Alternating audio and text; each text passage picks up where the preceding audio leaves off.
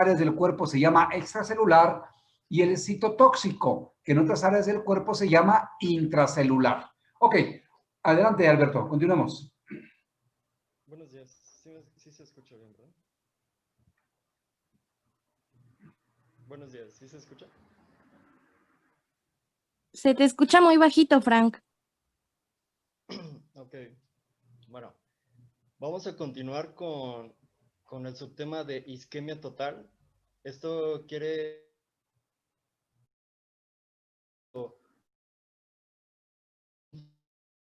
para solventar las demandas metabólicas de nutrición, sobre todo sanguíneas, en todo el cerebro. Ante esta isquemia va a generar una disfunción cerebral total. Esta disminución del flujo sanguíneo va a tener como presentación clínica la inconsciencia en unos segundos, si esto es de manera, una isquemia de manera abrupta, o si bien el flujo sanguíneo va a disminuye como tal de una manera muy, muy importante. Este escenario se va a presentar cuando existe, por ejemplo, un paro cardíaco, hay un cese abrupto del flujo sanguíneo, o también cuando existe una arritmia cardíaca muy importante, este flujo sanguíneo se ve comprometido y se presenta con dicha inconsciencia. Bien, decía entonces el libro del Guyton que si me cortan el flujo, si hace isquemia en mi cerebro, pierdo el alerta en 2 a 5 segundos. No quiere decir que ya se me dañó mi cerebro. El daño cerebral empieza a los 5 minutos. ¿Por qué a los 5 minutos? Porque a los 4 minutos se agotan las reservas de glucosa y glucógeno y a los 5 minutos, entre 4 y 5, se agotan las reservas de ATP. Entonces, a los 5 minutos empieza el daño cerebral, la muerte neuronal. En cambio, la pérdida de la conciencia, de la alerta, será en más o menos 2 a 5 segundos. Bien, seguimos, Francisco. Bueno, el cerebro va a tener ciertas fuentes energéticas y, como lo estaba mencionando el doctor, la glucosa y el glucógeno, ante un escenario de isquemia o un cese abrupto, va a tener un depósito que le va a durar hasta 3 o 4 minutos.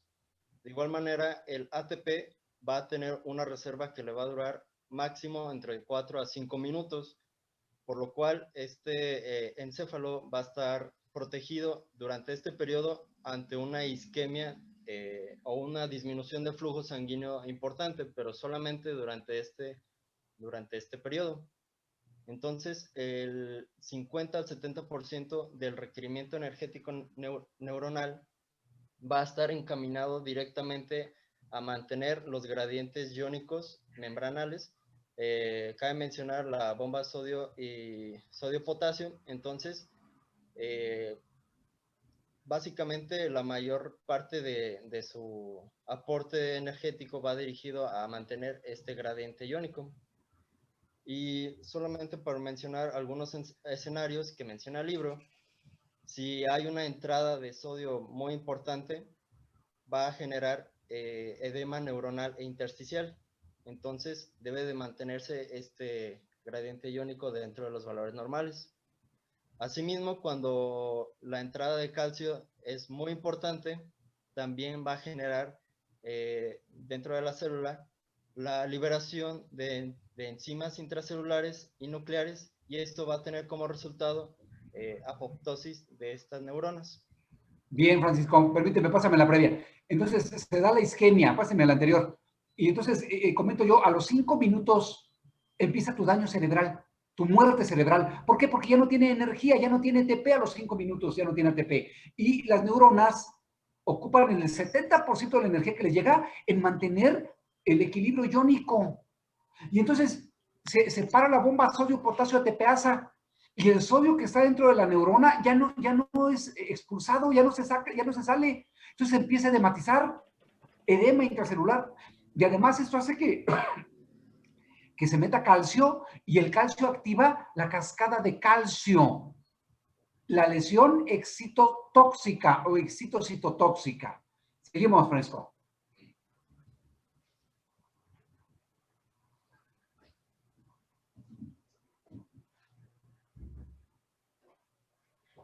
Muy bien.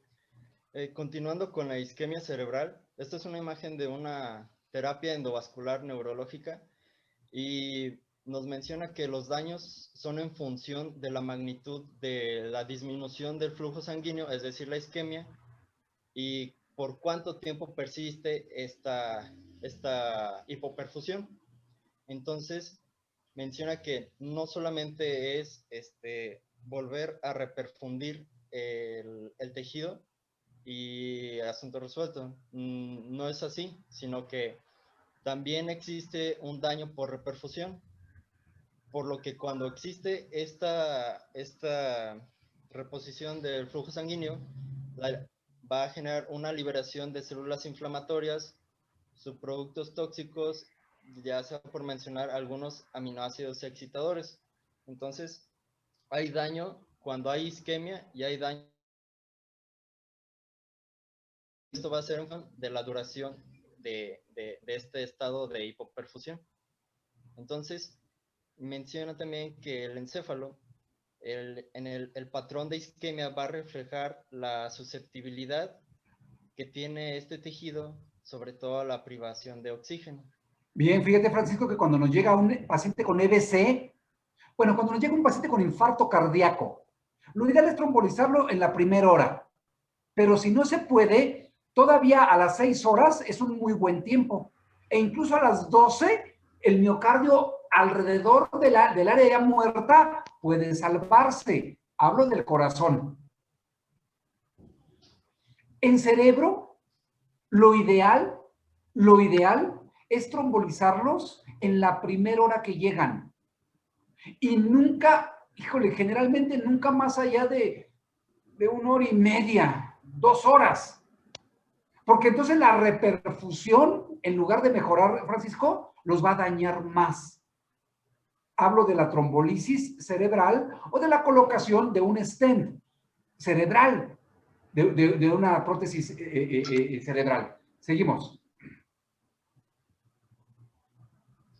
Bueno, continuando con la sensibilidad que tiene este encéfalo a la hipoxia, destacan dos zonas en específico que van a ser las más vulnerables a este estado de hipoperfusión. Por mencionar las células de Purkinje del cerebelo y las neuronas del sector Sommer del hipocampo, como bien se observa en la imagen de la derecha, y la muerte celular va a ocurrir de manera más rápida. Sobre todo va a predisponer a infartos en esta zona laminar, en esta zona, y se va a observar como una necrosis laminar.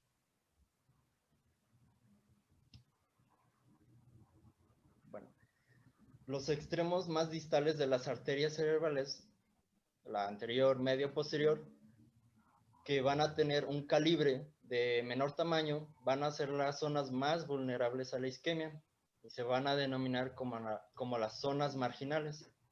Entonces, ante un escenario en el cual la hipotensión se agrave y se compromete el flujo sanguíneo cerebral, estas zonas van a ser las que primero van a manifestar este daño. La necrosis laminar van a ser segmentos cortos y serpinginosos que están paralelos a la corteza cerebral en áreas irrigadas por estas arterias penetrantes. Entonces, la sustancia gris y la tercera capa cortical van a ser las más afectadas. Existe como tal una situación en la cual se puede preservar la función cerebral ante un estado de isquemia. Y se plantea el escenario donde los niños que se han ahogado en agua fría y que duran hasta incluso 30 minutos sumergidos, la hipotermia va a disminuir los requerimientos cerebrales de oxígeno. Esto va a contribuir en la prevención de la acidosis intracelular y subproductos tóxicos. Entonces, ante la isquemia cerebral, pero bajo estas circunstancias, se podría mencionar que puede estar conservada la función cerebral hasta cierto punto gracias a esta hipotermia. Y mencionar que el tratamiento va a depender de la causa de la isquemia cerebral, porque va a ser diferente el abordaje, que va a tener un paro cardíaco, o un ahorcamiento, o un ataque de asma. Va a ser diferente, por lo cual el tratamiento va a ser según la causa. Y básicamente, de manera general, el tratamiento de la isquemia cerebral va a corresponder con un apoyo ventilatorio, es decir, ventilación mecánica y oxígeno complementario, disminuir la temperatura cerebral, como ya mencionaba, esto va a disminuir los requerimientos cerebrales de oxígeno y va a contribuir que durante la isquemia hasta cierto punto no haya tanto daño. Una hemodilución normovolémica. Disculpe, doctor, aquí tengo una duda. No me quedó muy claro en qué consiste la hemodilución normovolémica. Ahorita te comento. Termina. ¿Qué más? Y es muy importante mantener un control glucémico. Y tenemos como punto de corte iniciar terapia con insulinas a partir o más de 140 miligramos sobre decilitro de glucemia. Bueno, muy bien. Entonces, un paciente que nos hace EBC o que va saliendo del paro cardíaco, que lo reanimamos, pues hay que darle neuroprotección. Se han ideado varios fármacos, que como vamos a ver, algunos bloqueadores de los canales NMDA o bloqueadores del canal del calcio para que no se active la excitotoxicidad. Pero hay otros medios también. La clave es el apoyo respiratorio, darle una buena saturación de oxígeno. A veces hay que intubarlos, a veces puntas nasales, lo que se requiera. Siempre el paciente posparo, pues va a estar intubado, eso es lógico. Aquí no tenemos hemodilución normovolémica, pero quiere decir pasar soluciones, sobre todo algunas que se llaman Dextran, para diluir y que no haya tanta globulia, para que no haya tanta viscosidad sanguínea.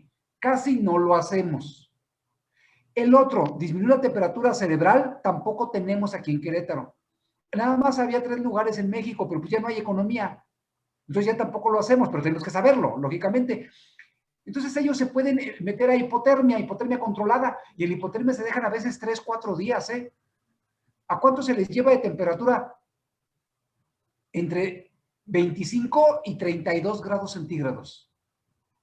No tenemos esa tecnología nosotros, pero hay que saberlo. Aquí lo que hacemos es buena oxigenación, adecuada hidratación y llevar lo más que se pueda a la normoglucemia. Debes evitar la hipoglucemia y debes evitar la hiperglucemia. Se considera que entre 90 y 140 es el ideal. ¿Qué otra cosa debo atacar? La fiebre. La fiebre lesiona mucho al cerebro. Debo atacar ahí la fiebre. Es lo que hacemos. Eso se llama medidas de neuroprotección. Hay algunos fármacos, vuelvo a comentar, como la citicolina, algunos otros que bloquean los canales NMDA. Pero lo básico es esto que me has anotado aquí. ¿Qué más, Francisco?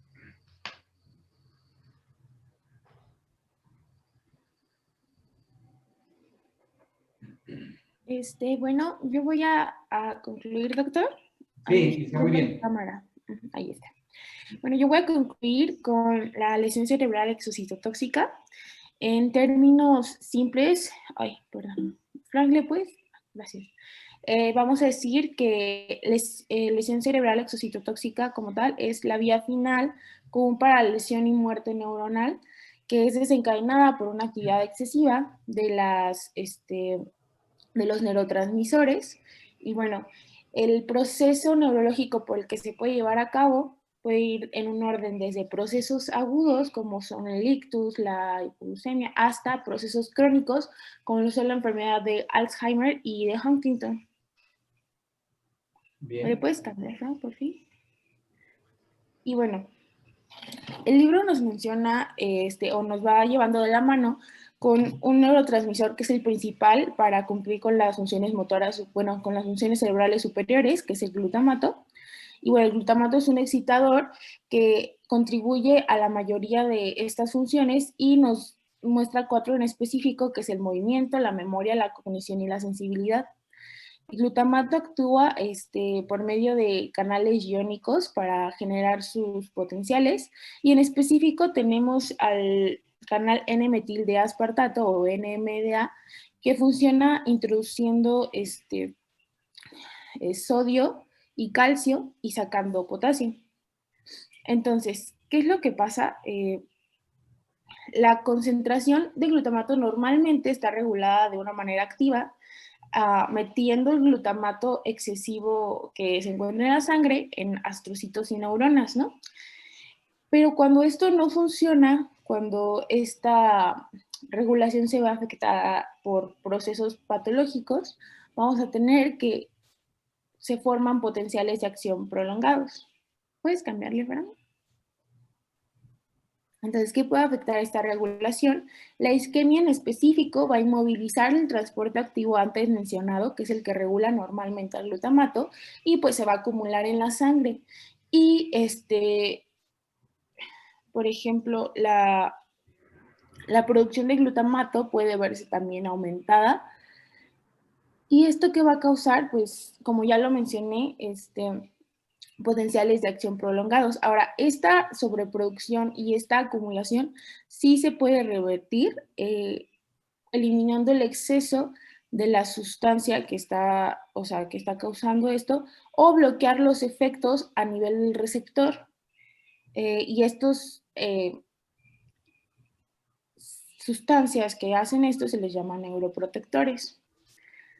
En caso de no poder hacerlo, se va a generar algo que se conoce como cascada de calcio, que va a empezar a tener un patrón que cumple diferentes lesiones a nivel celular, como es la liberación de enzimas intracelulares, que va a acabar pues, con estructuras a nivel celular, formación de radicales libres, peroxidación de lípidos de la membrana, fragmentación de ADN, también va a haber lesión mitocondrial, degradación nuclear, y pues esto realmente a largo plazo, si no se revierte, como mencionamos anteriormente, pues va a causar muerte celular.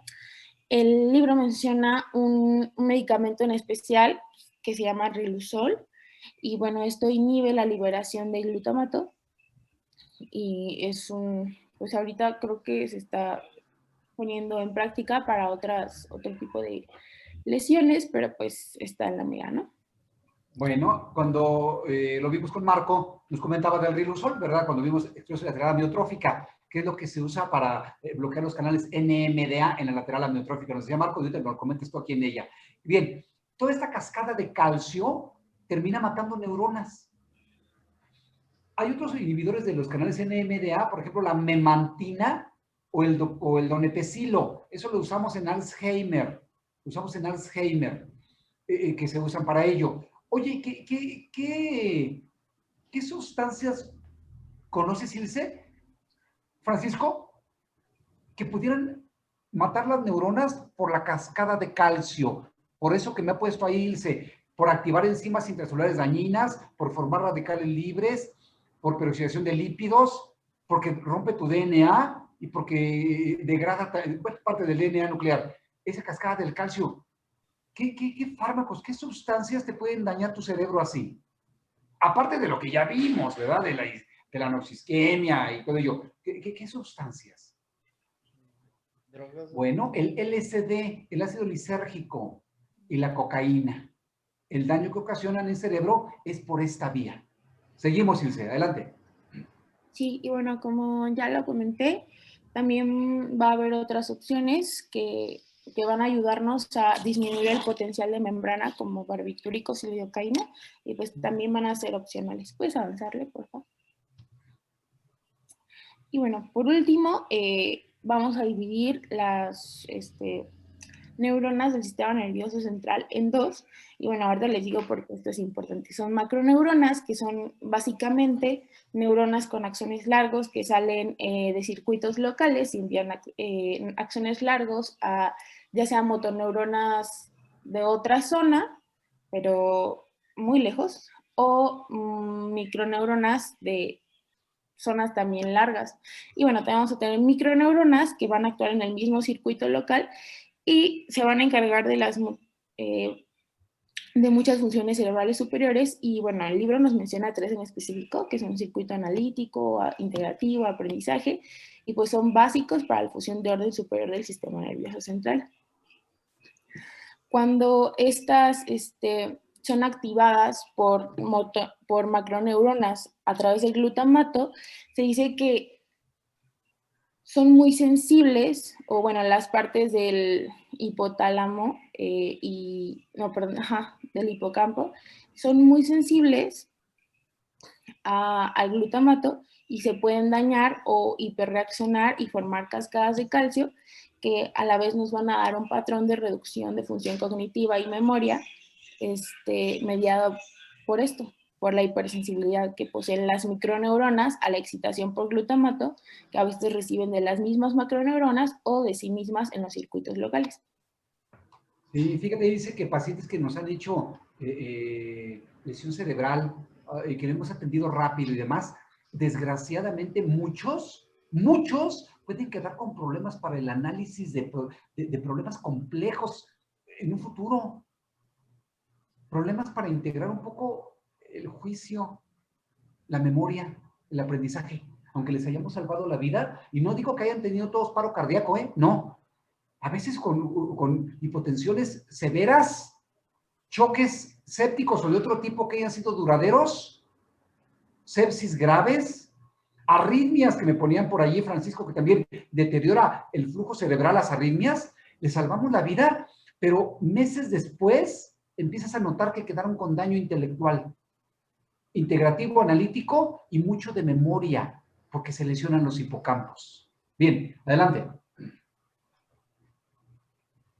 Ya.